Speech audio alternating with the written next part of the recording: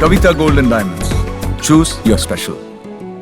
കൊപ്പത്ത് CPM local കമ്മിറ്റിയുടെ നേതൃത്വത്തിൽ പ്രകടനവും പൊതുസമ്മേളനവും നടന്നു. KT ജലീൽ MLA പൊതുയോഗം ഉദ്ഘാടനം ചെയ്തു. CPM കൊപ്പം ലോക്കൽ കമ്മിറ്റിയുടെ നേതൃത്വത്തിലാണ് റെഡ് വാളണ്ടിയർ മാർച്ചും ബഹുജന റാലിയും സംഘടിപ്പിച്ചത്.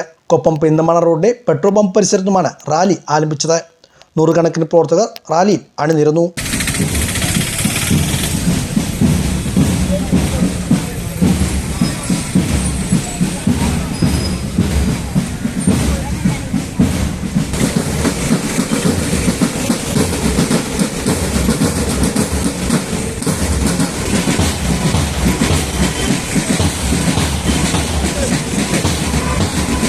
തുടർന്ന് നടന്ന പൊതുസമ്മേളനം KT ജലീൽ MLA ഉദ്ഘാടനം ചെയ്തു.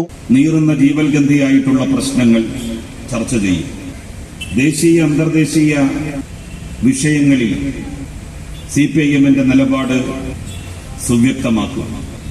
ഇന്ത്യയിൽ നടക്കുന്ന ആരാധനാലയങ്ങൾ പിടിച്ചടക്കാനുള്ള നീക്കങ്ങൾക്കും അതിന്റെ ചുവട് പിടിച്ചുകൊണ്ടുള്ള വർഗീയ കലാപങ്ങൾക്കും എതിരായ രാഷ്ട്രീയ നിലപാട് CPIM രൂപീകരിക്കുകയും അത് ജനങ്ങളോട് മറയില്ലാതെ തുറന്ന് പറയുകയും ചെയ്യും.